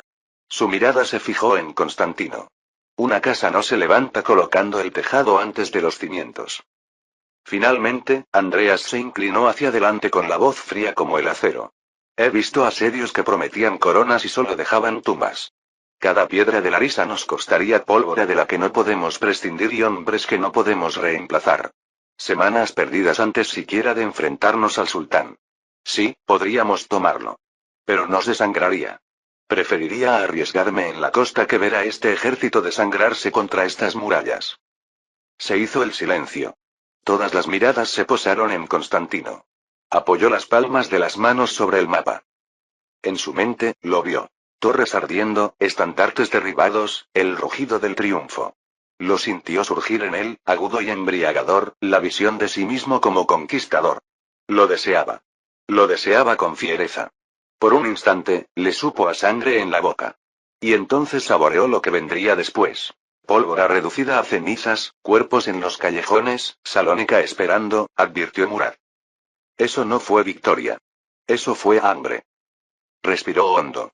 Vinimos aquí ofreciendo la paz. Ellos optaron por el desafío. Y sí, podríamos tomar Larisa. Pero sangraríamos por ello. Tiempo, pólvora, hombres que necesitaremos cuando llegue el propio sultán. Sé lo que hemos predicado. Conozco el fuego que encendimos. Y sí, pasar Larisa puede parecer debilidad. Puede hacer que los estandartes que alzamos parezcan mentiras pintadas. Pero una causa no se prueba con una puerta destrozada. Se prueba con una victoria completa, hermano. Nuestro propósito nunca ha sido Larisa. Nuestro propósito es Tesalónica. Unirnos a Segismundo, atacar antes de que Murad esté listo. Si nos desperdiciamos aquí, le damos ese tiempo, y nos enfrentamos a él destrozados, solos. Prefiero parecer débil por un tiempo que perder la guerra para siempre. Tesalónica es el premio, no esta piedra. Trazó el camino hacia el este con un dedo. Al amanecer marchamos hacia la costa. La flota nos espera allí. Entonces atacaremos lo que importa. Andreas inclinó la cabeza. Al amanecer. George murmuró, al amanecer.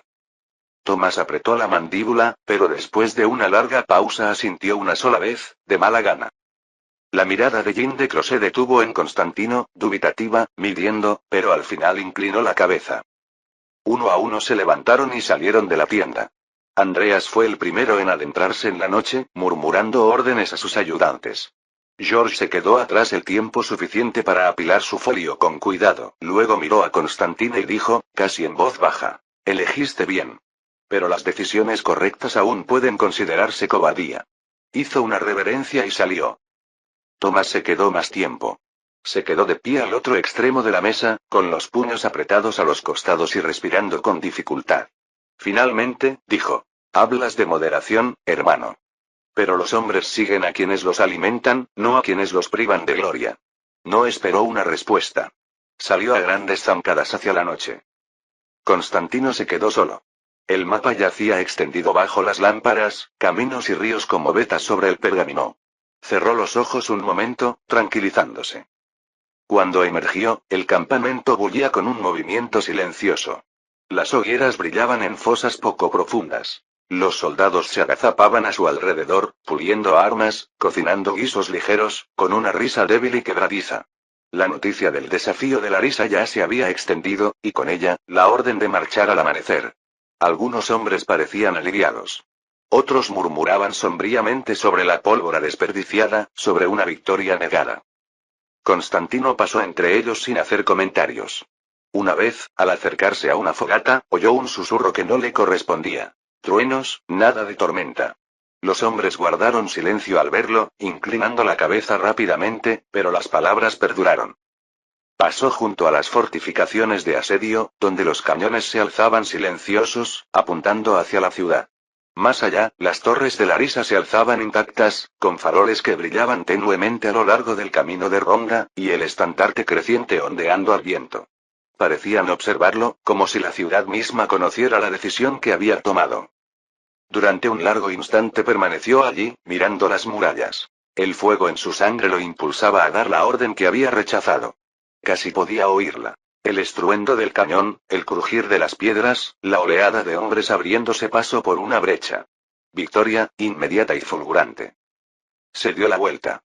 Si miraba más tiempo, sabía que tal vez no marcharía al amanecer. Capítulo 25. Temprano en la mañana, al sur de Vélez. Una niebla gris se cernía sobre la llanura del Vardar, arrastrada en finas marejas por el río que serpenteaba tras ellos. La hierba estaba resbaladiza por el rocío, y el aire contenía una pesada quietud, el silencio del mundo que se inhalaba antes del choque. El emperador Segismundo estaba sentado a lomos de su corcel, inmóvil y majestuoso bajo una capa de piel de lobo.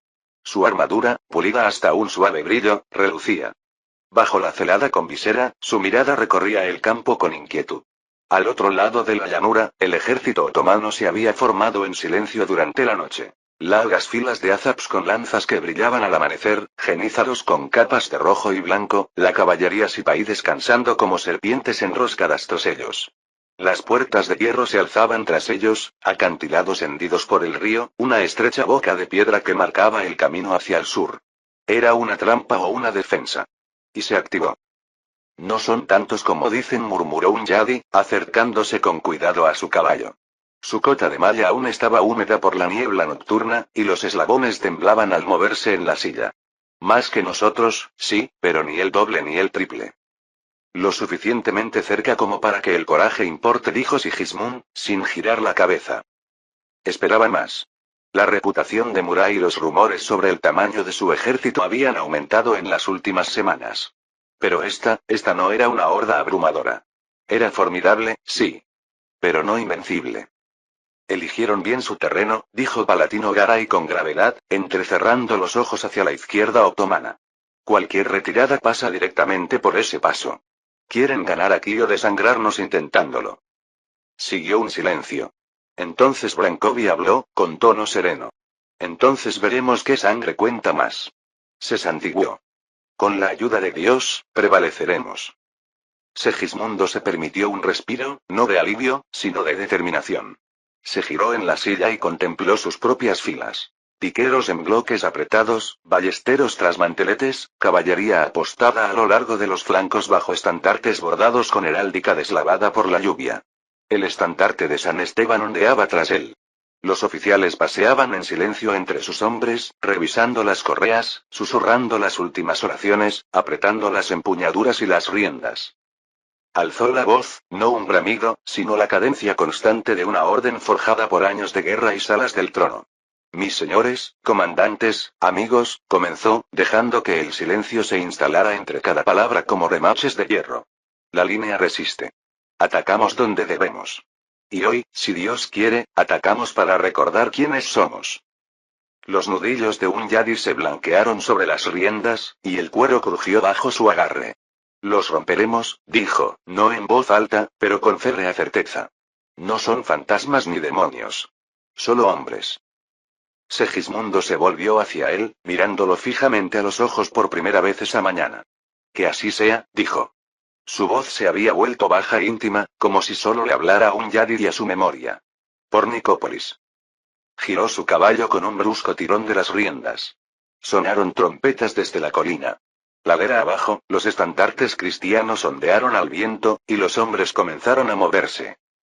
La hueste cristiana se extendió por las llanuras septentrionales del Vardar como una gran marea de acero a punto de alcanzar su cresta.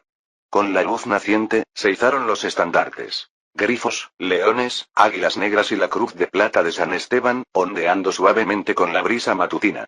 Los ingenieros avanzaron con silenciosa urgencia, llevando los escasos cañones de campaña a fosos poco profundos excavados apresuradamente durante la noche. Los cañones fueron untados con ceniza para atenuar su brillo. Se pasaron los cuernos de pólvora, se revisaron los apisonadores y se encendieron las mechas. En el centro, apretados bloques de piqueros se alineaban hombro con hombro, blindados con brigantinas y yelmos de caldera, con sus armas como un seto erizado. Tras ellos, los ballesteros esperaban, con las flechas enfiladas y los manteletes arriados. La caballería, húngara a la derecha y serbia a la izquierda, estaba apostada en dos amplias alas.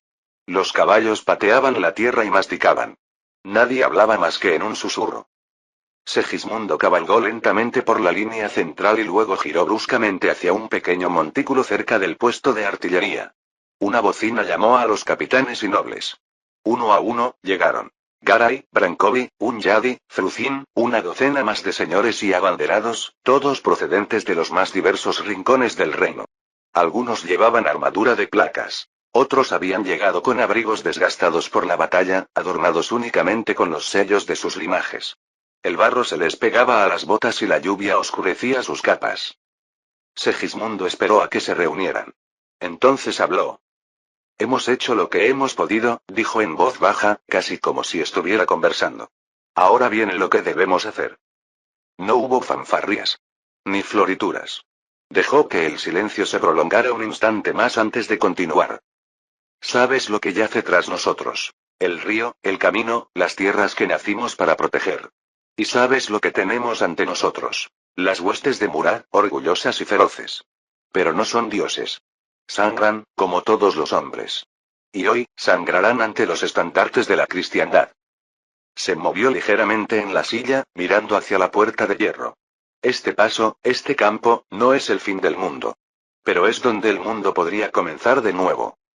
Garay asintió brevemente, con las comisuras de los labios tensas. Fruzin bajó la vista hacia sus manos y las apretó alrededor del cinturón de su espada. Yadi permaneció completamente inmóvil, salvo por el temblor de las correas de su guantelete, que ajustó una y otra vez. El tono de Segismundo se suavizó aún más. Ninguno de nosotros es un niño. No les diré que Dios favorece nuestros estandartes sobre los suyos. Pero les diré esto. Recuerdo Nicópolis. Recuerdo el ruido, el orgullo y la sangre. Y recuerdo cómo terminó todo porque confundimos la rectitud con la preparación. Observó sus rostros. Hoy no luchamos para castigar a Oriente.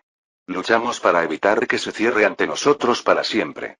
Si resistimos, si aguantamos, aún habrá un occidente al que regresar. Hizo un último gesto con la cabeza. Que Dios nos ayude a salir adelante.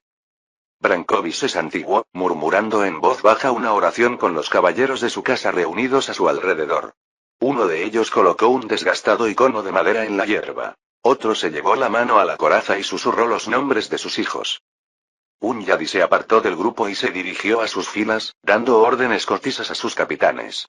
Ya se percibía movimiento entre los otomanos. Se izaban las banderas. Los jinetes ocuparon sus posiciones al trote. Segismundo se demoró un instante más en la cima del montículo, dejando que el viento le arremolinara la capa. Luego, hizo girar a su caballo, hizo un gesto breve a su portaestandarte y cabalgó hacia el centro. El primer cañón disparó desde las líneas otomanas.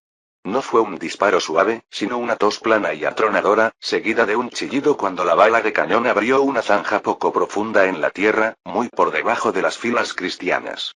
El sonido resonó por el campo, acallando murmullos y apretando las presas. Algunos pájaros alzaron el vuelo desde la línea de árboles hacia el este. Momentos después, una bomba húngara respondió, impactando el proyectil en un trozo de hierba justo delante del frente genízaro. La tierra explotó hacia arriba, seguida de una ovación tenue y nerviosa de los ballesteros.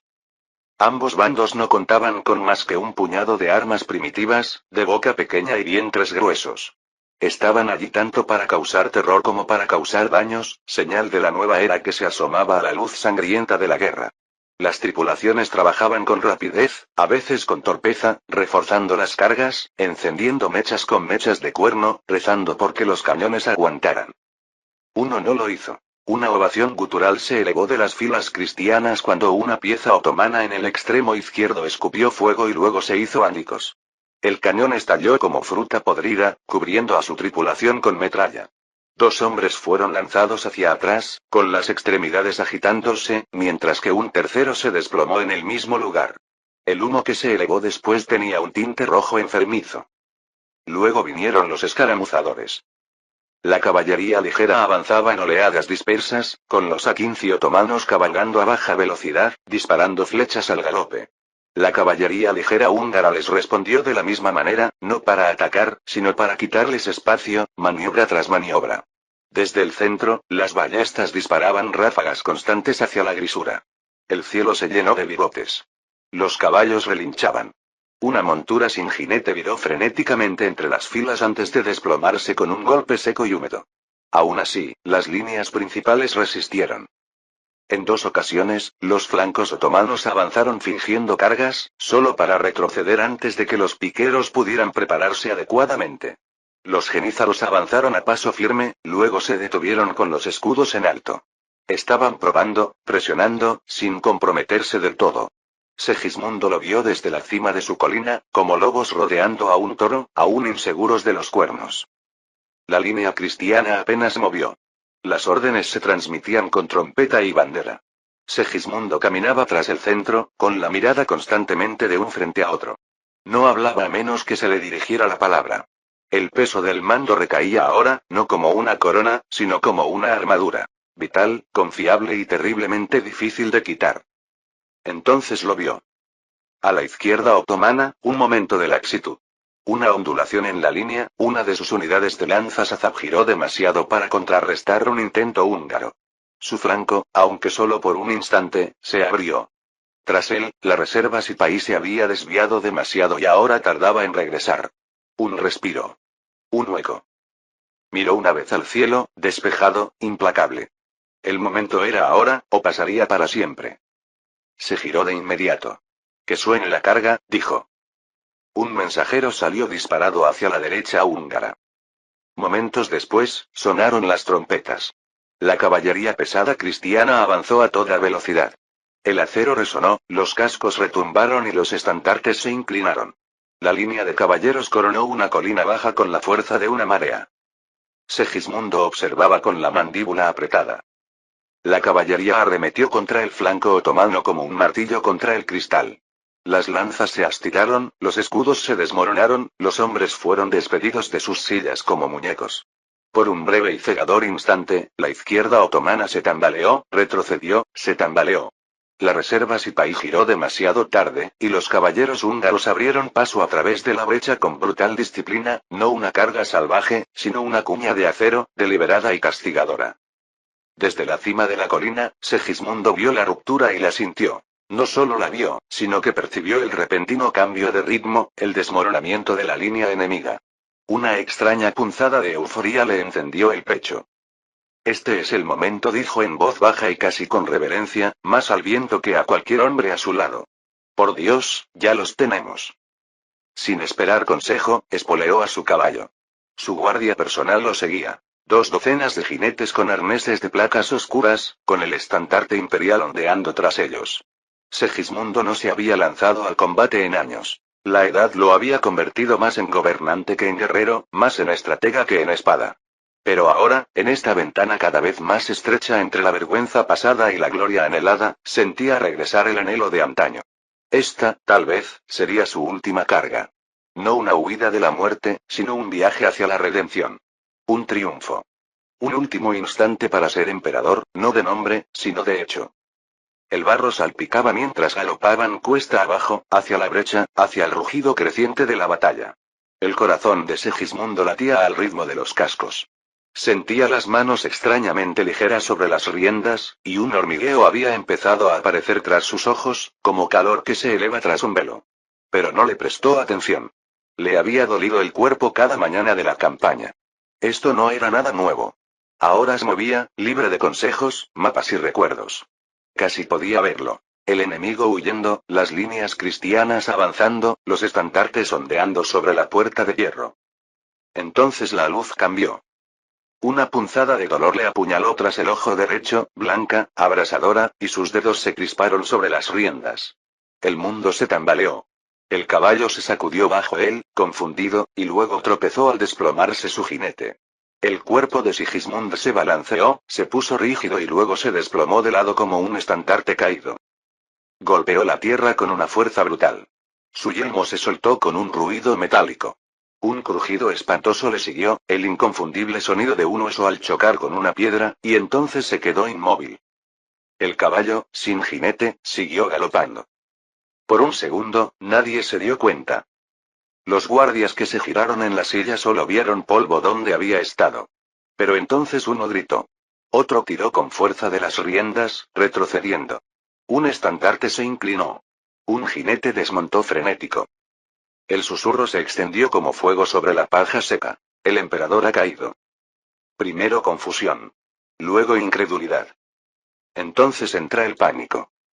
En cuestión de instantes, las bocinas de señales titubearon.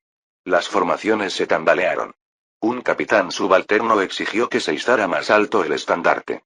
Otro gritó pidiendo confirmación, pero no hubo respuesta. En algún lugar detrás de la línea, un sargento gritó: «Protejan al emperador». Pero no hubo respuesta. Y al otro lado del campo, los otomanos también lo vieron. Avanzaron con renovada furia, presionando con fuerza. Ulrico de Celje fue uno de los primeros en llegar al cuerpo de Segismundo. Saltó de la silla y se arrodilló junto al emperador caído. Una mirada le bastó. La cabeza colgaba en un ángulo escalofriante. La sangre ya había oscurecido la hierba.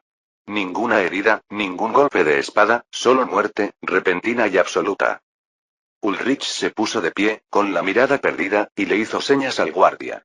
Formen un perímetro. Lo llevamos de vuelta, ahora. Pero mientras hablaba, la fila empezó a disolverse.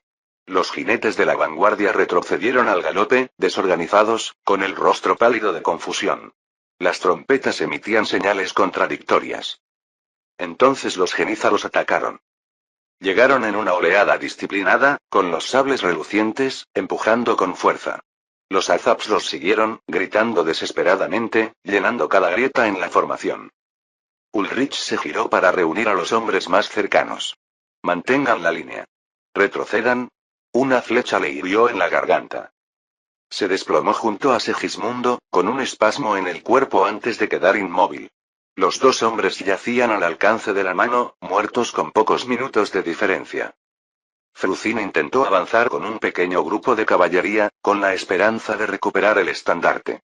Apenas avanzó 10 pasos cuando una maza le aplastó el hombro y sus sirvientes lo arrastraron hacia atrás, con la capa empapada de sangre. A la izquierda, Brankovi vio caer el estandarte imperial. Dudó. Por un instante, consideró avanzar, llevando a su caballería al flanco otomano que avanzaba, con la esperanza de detener el colapso. Pero entonces vio el centro, ahuecado, quebrándose. La línea ya no aguantaba. Maldijo en voz baja y giró su caballo. Un yadi cabalgó a su encuentro, sin casco, con la cara salpicada de barro y sangre. Se acabó, dijo secamente. Ordenen a la derecha que se retire. Mantendremos la cresta si podemos, el tiempo suficiente para desacoplar las alas. Brankovi dudó una vez más y luego hizo un gesto brusco a su portaestandarte.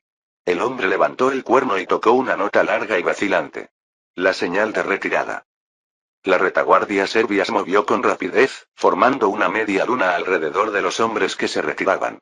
Del lado húngaro, un yadi encabezó una columna apretada cuesta arriba, arrastrando consigo a los heridos y a la infantería. Orden en medio del desastre. No miró atrás. Al anochecer, la llanura del Vardar estaba en silencio, salvo por los gritos de los heridos y el zumbido de las moscas que ya se reunían alrededor de los muertos. La puerta de hierro todavía seguía en pie. Al anochecer, lo que quedaba de la hueste cruzada se había desvanecido entre las colinas. Un sendero irregular hacia el norte se revelaba, una senda de caza ensanchada por la desesperada retirada. Los últimos rayos de sol se reflejaban en yelmos doblados y estandartes rasgados mientras la columna ascendía penosamente entre matorrales y rocas, dejando tras de sí el hedor a sangre de las tierras bajas. Quizás 7000 aún marchaban, si se contaban los heridos en literas improvisadas. El resto yacían abajo, algunos muertos, otros dispersos, y muchos desaparecieron entre las colinas, sin saberse su destino. En un claro a mitad de la cresta, se formó un campamento improvisado. Los hombres despojaban las mallas ensangrentadas, vendaban las heridas y alimentaban a mano a los caballos exhaustos. Se apostaban exploradores en cada elevación. Bajo los árboles, entre capas empapadas y banderines rotos, se reunía lo que quedaba del consejo de mando. La luz del fuego proyectaba largas sombras sobre rostros cansados. Un yadi estaba de pie en el centro, con las manos enguantadas apoyadas en el cinturón y la mandíbula apretada. A su alrededor, un semicírculo de señores, algunos sentados, otros de pie, rígidos, observaba con recelo. Un varón húngaro rompió el silencio con una voz que denotaba desprecio. Esta no fue tu orden. No llevas ningún sello. Un yadi nos movió. El emperador ha muerto. Las focas no marchan. Los hombres sí. Otro señor dio un paso adelante, con la lluvia adherida a su bigote. ¿Y bajo el derecho de sangre de quién marchan, el tuyo? Bajo el derecho de supervivencia, dijo un yadi. Una voz, o 10 que los separan. Elige. El círculo quedó en silencio. Algunos miraron a Brankovi. El déspota serbio permanecía algo apartado, con los brazos cruzados y el ceño fruncido por la preocupación. Había hablado poco desde el anochecer. Debería regresar a Serbia.